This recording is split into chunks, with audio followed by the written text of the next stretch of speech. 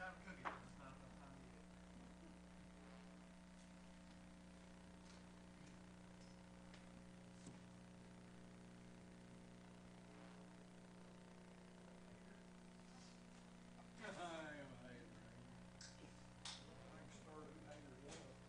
Look, hey, look, it's freaky right now.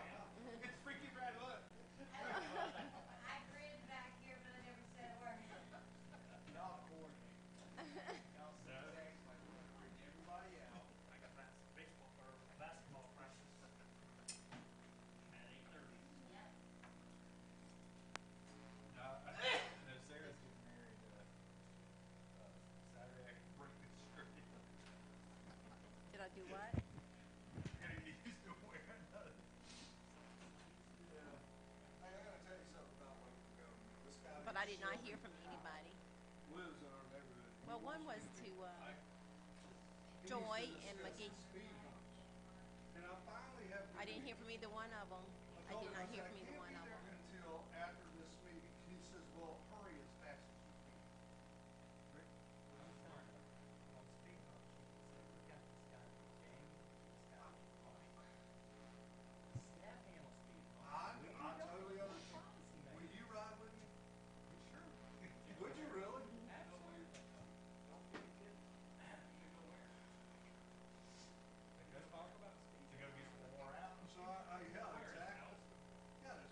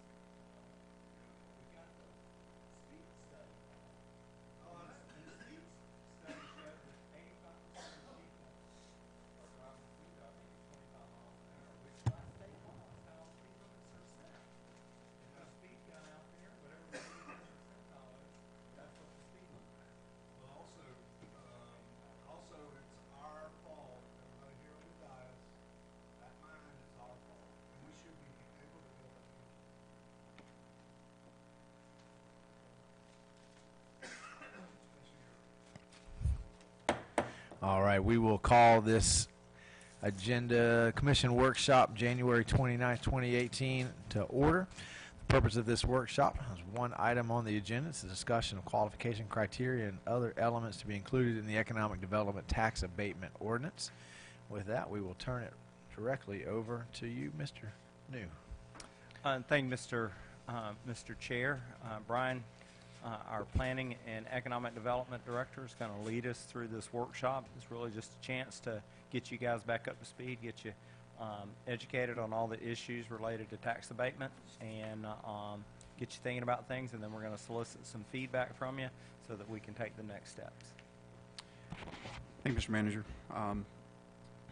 Mr. Chair and Commission, as the manager said, it's been a little while since we talked about the tax abatement ordinance, and wanted to go through that, get you back up to speed a little bit, and then seek your guidance on the specific elements that you would like to see in the ordinance. And so we'll go through a brief review, and then we'll get down into the specifics where we'll start taking your suggestions for what to actually put, the elements to actually put in the ordinance.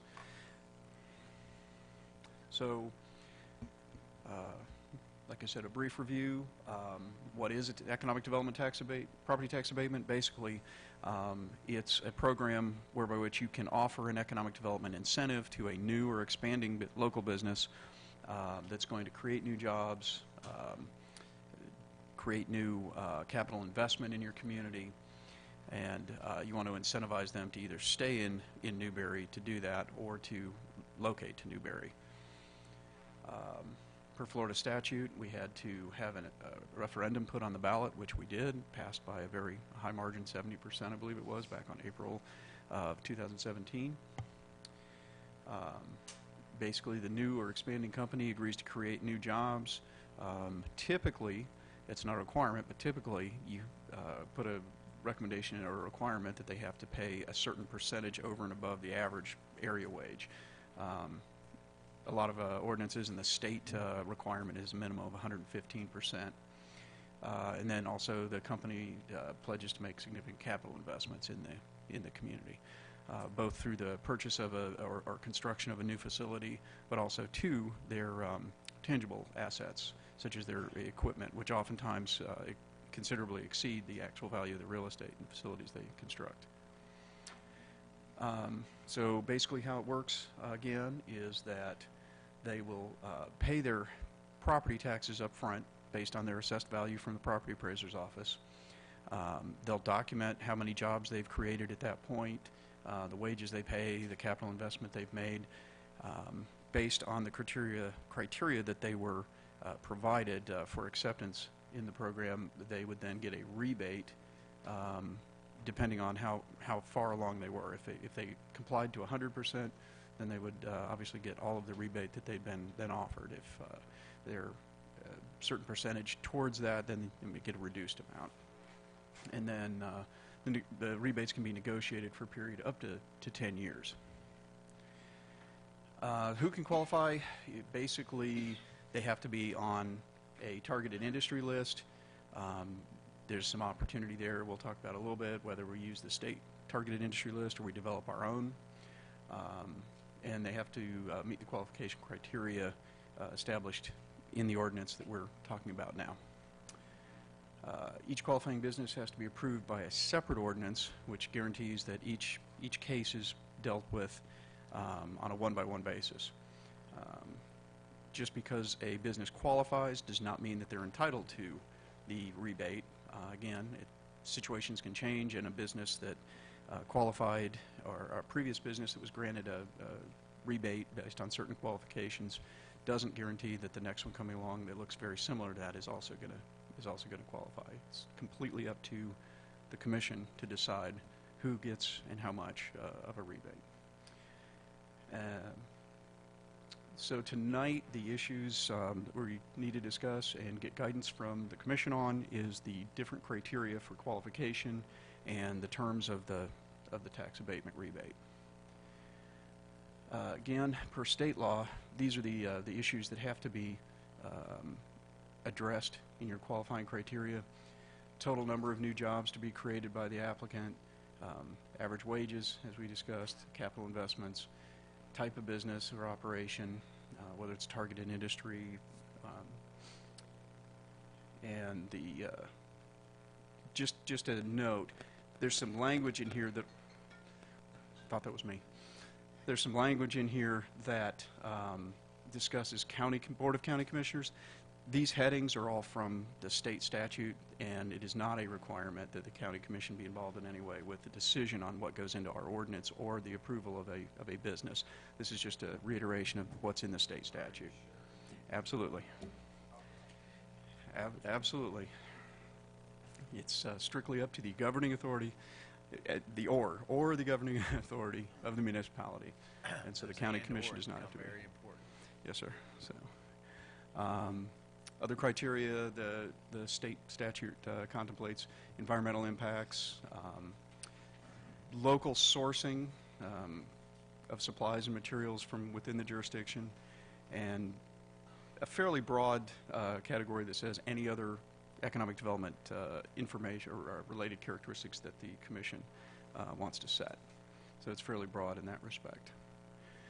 So on a item-by-item basis, the first and one of the primary qualifications would be, does the commission desire to establish a minimum number of jobs created? A consideration here is when the state evaluates a business for a tax refund of some sort. Jobs created is a huge component of that, because that's one of the mandates of Enterprise Florida and the State Department of Economic Opportunity is to create new jobs. For a small municipality like Newberry, I suggest to you that may not be quite as important a criteria, and the reason being, there's generally no way to guarantee that those jobs are going to go to the community. And for a small community, especially if there's very specific skill sets that the company needs to fill, the likelihood that those jobs are going to have to come from outside the community is much greater. And so while I do believe there should be a minimum number, and my suggestion would be, as a starting point, 10 new jobs created, full-time equivalent jobs created, then less of an emphasis perhaps on jobs created in a small community like Newberry than, say, capital investment, because the capital investment is going to have the most dramatic impact on the city's tax revenues and what the city can do going forward. However, we'll talk about some options for jobs created in a moment. And so, does anyone have any discussion on number created? Workshop is less formal. Jump right in. That's okay. Well, as a small community, we're not going to be attracting huge industry, and so I'd hate to see this abatement program go down the tubes because there's not, major industries clamoring to get here. Is there a way we could, make that number of jobs a percentage of what, jobs are starting with? I don't, instead of saying creating 10 new jobs, maybe, a percentage of, I don't know, we have to talk about that, but I'd hate to see it be 10 jobs, and if it's a smaller company, they don't even have 10 jobs they can, add to it, and they would not qualify for the rebate then. And I had another, thing, and I'd like to make it in as wide of a spectrum as we can, as wide of a net as we can to capture as many businesses as we can to take advantage of it. Again, it's to bring businesses here, and if we don't have anyone applying for it because we're too small, we can't, have the other benefits that go with it, we're going to lose the impact of what it was meant to be in the first place. Commissioner Coleman, then Commissioner Monty. Well, the problem is that when you have, I totally agree with you, is that if you say 10 full-time jobs, there are so many companies out here that are doing part-time, So you could get 20 part-timers and be the same thing okay. but Yes, I think you're still and making again, a that's point. more. Right. And again, tough. that's a decision for the commission is, do you want to say only full-time jobs or full-time equivalent jobs? You can make that distinction in the ordinance. I think the 10's going to be tough. I mean, to start out. I mean, how many times are we addressing this? Is this how long is this solid for? The referendum's good for 10 years, and so at the end, approaching the end of that 10-year period, if the commission desires, then they would put it on the referendum ballot again. We'd go through the same process Right.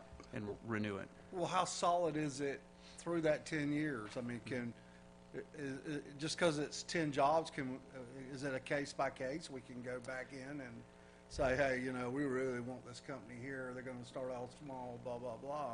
I think that's what we're here to discuss. Exactly, and so you can exactly, you can have a graduated scale where here's what you can qualify total, and as they ramp up to that, they can get a reduced amount until they reach that total, or they can, if they meet that total right away, you can do it the other direction. They can have a greater rebate up front, and then taper it off over the course of several years until they're back to the regular And again, tax this rate. isn't a be-all, end-all ordinance. I mean, you know, this is a real small part of the package, and if we can make it, you know, amenable to more people, then it does what we wanted it to do. Otherwise, if nobody applies for it, it's not going to, Right. might as well not have it.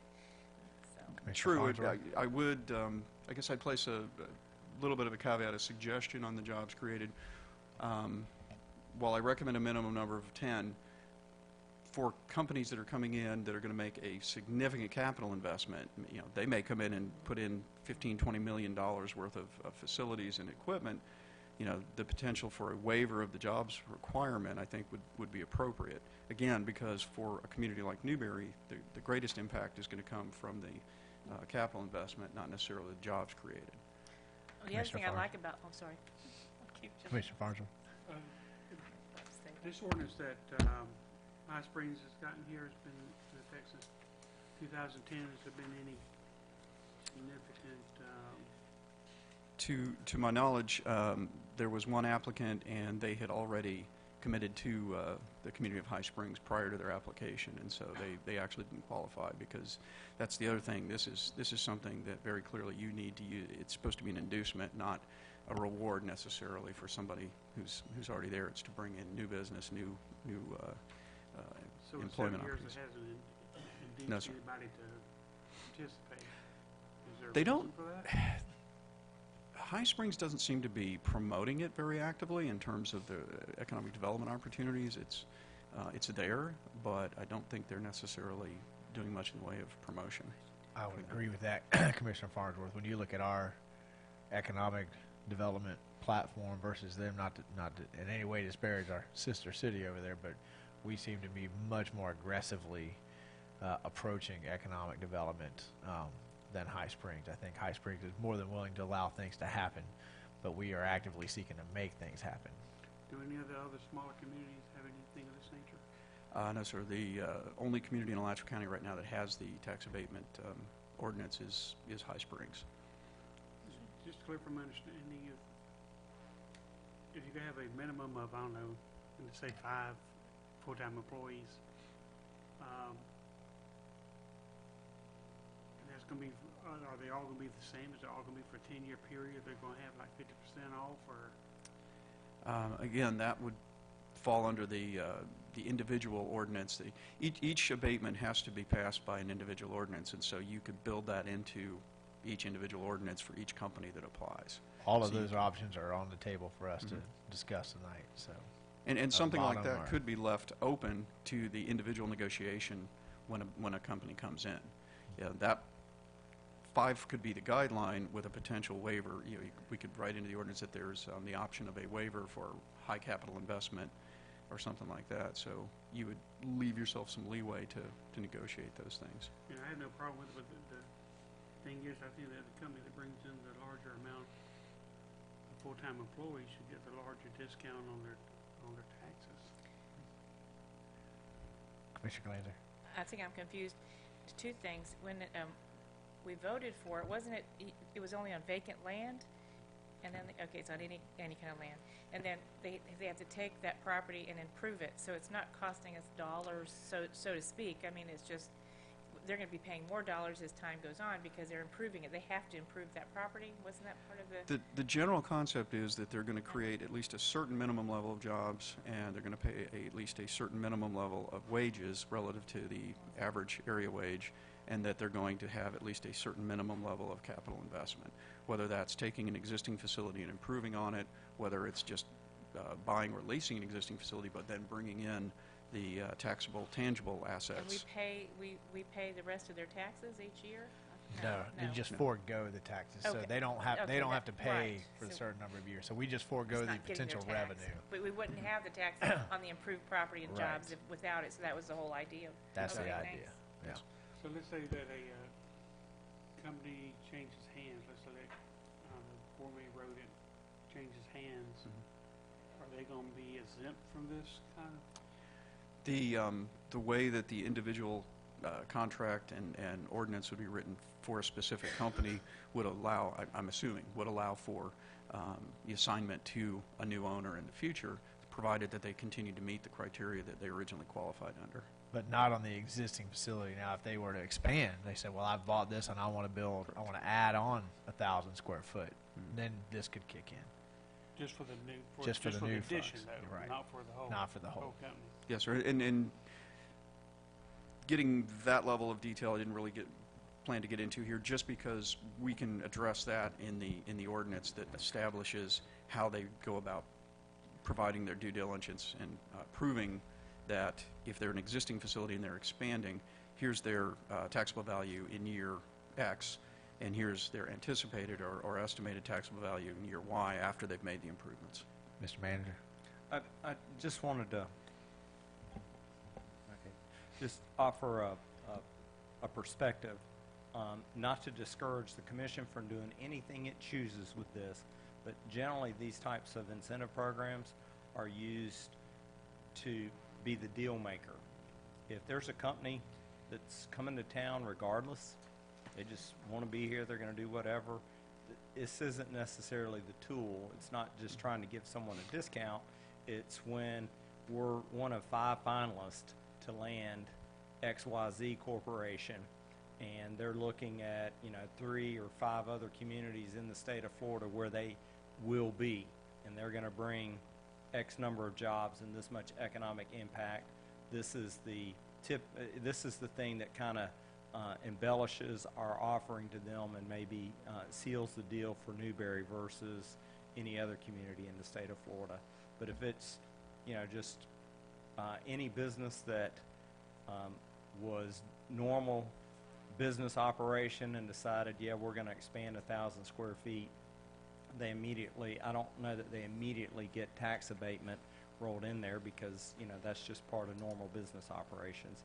I don't know how, when we move that into practice, it may be a little more difficult to say no, but I think that was part of the commission's concern before we ever put it on the ballot is this available to everyone? And it is available to everyone, but are there minimum criteria so that not every business in Newberry gets it automatically?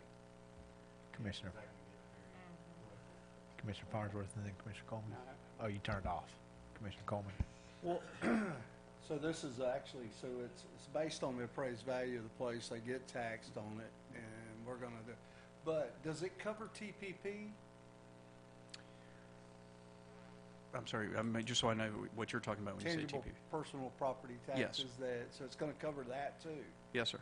because that's a whole separate tax bill in there. Yeah.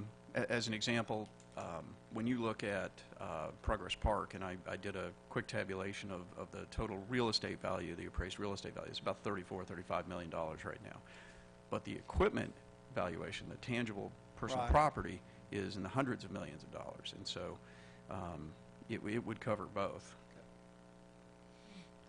Commissioner Farnsworth. So what would stop somebody like, say, Georgia says that she's going to expand her business and she's doing so well, she's going to put another office, I don't know, out on Krause's property or something.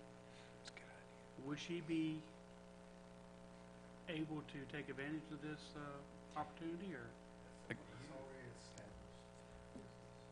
That's what we do. that's what I'm Well, wondering. Well, right. no, it could be if it fell under an expansion, then absolutely it could be eligible, but it would be about the jobs and the economic. I mean, I think what I'm hearing from staff anyway, especially for the manager, is write this as broad as possible so that it can be used as a negotiating tool, and we can take each individual instance to a degree for itself, because everybody's going to come in with a different capital investment, everyone's going to come in with a different blueprint, and you don't really want to bind your hand so much with it's got to be 10 jobs, it's got to be 10 full-time jobs, it's got to be X amount, and then you don't have any wiggle room to play with, because everybody's going to be just a little bit different. Yeah, but on the other hand, if you don't have anything absolutely specific, Then you can't. then you want to have Regulate it. somebody say, hey, you did it for him, why can't you do it Right. for me? You got to have a baseline, That's absolutely. what we're You got to have, and that's what we're trying to figure out now. What's sort of the bare minimum that you have to be able to take advantage of it, and then how do you do through a graduated scale? Do you have benchmarks? You know, what's the commission's pleasure? Commissioner Marden? I wrote down a couple of things that I'd just like to get some answers. I'd first say what I don't want to feel like is that we're picking winners and losers. I think that gets government in the weeds where we don't belong. I also don't want to be involved in somebody's business. I think that's important to keep a delineation between the two. A couple of these slides have per state law. Does the state really care what we do, or you're just going to use it as a reference of, hey, this is what they do if you want to copy it? The, Mr. Commissioner, the authorizing ordinance that allows you to create the economic development tax abatement specifies that these are the criteria that you need to put in your ordinance. It doesn't necessarily say what you have to put in the ordinance relative to each of those items, just that you address each of those items. And so that's, you know, the authorizing ordinance is where those came from. So they care so far as how it rolls up to the state. I mean, and they're not getting any of the property tax here necessarily, so that doesn't really matter to them, correct? Correct. Okay. These are just the items they Okay. want addressed.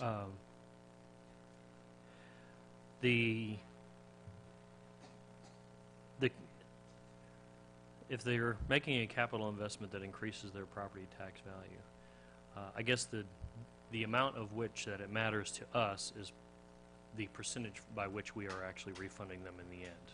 Is that a fair statement? We're not. Because if we're giving it all back to them, it doesn't really matter to us how much they increase it, right? Down the road it would, presumably after the Down the road, end of okay. the abatement. That When makes the, sense. when the abatement expires, then Okay. you would increase the city's taxable value by that amount. Okay. Now, and additionally, I think I'd like to see some combination. My initial impression is I'd like to see a combination of maybe a percentage increase for, say, an existing business, but have new businesses more set on some sort of a tier setup. So there's kind of two different models that serve both. I don't think you. List with a site location consultant, and you're evaluating 3 or 4 communities, and we're the only one that has this as a potential offering. That can make the difference at that point. It's not necessarily, and I guess the reason that you would necessarily keep the qualifying criteria for the expanding versus new the same is to level that playing field, so that if you have a company that's looking to leave, then this is the incentive for them to stay. It's like, if you stay here, we can offer you this. Again, if they're going to do it anyway, this really isn't geared towards just helping out a local business. This is geared to be an incentive to either maintain the local business in the community so they don't leave, or to attract in the new businesses of a fairly decent size.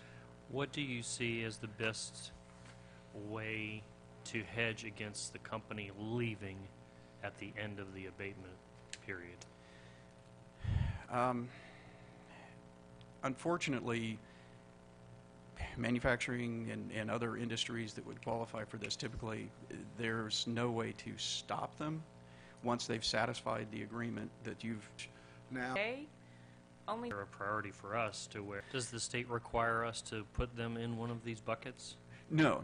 I put this in just as an example of what the current state targeted industry list is, Okay. we could adopt this and add to it. We could adopt this minus a few things. It's really up to the commission. There's no requirement that you adopt their list Okay. of targeted industries. And I would advise the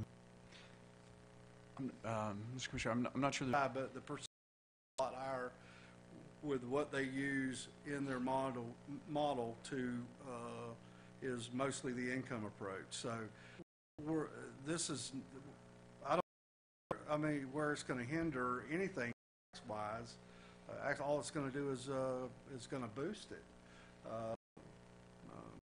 Now, what does staff?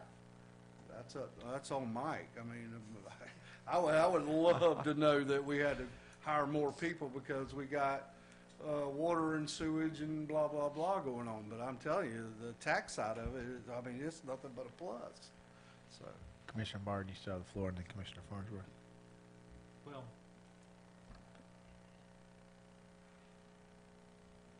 Of hotels and restaurants, which are typically your service-oriented industries, and professional are statutorily excluded from consideration. And the reason for that is, again, so we Give them a little song, dog and pony shows and that kind of thing. I think there's a fine line between when we are going after stuff on the wrong page, but, we're going to decide what these, abatements are going to be, and then that's the tool that other people can go after these for. I would agree. Our job here is to set the table. I mean, we are certainly going to wine and dine and seek to be aggressive, but I do think Like this, and that's one of the reasons why there may be the minimum thresholds. And so. Let's just go through all of them, and we'll hold our questions and then we come back to this jobs created minimum. okay, thank you, Mr. Chair. So again, we have touched on the wages at least. Should we establish a minimum over and above the area average? Credit, even greater credit by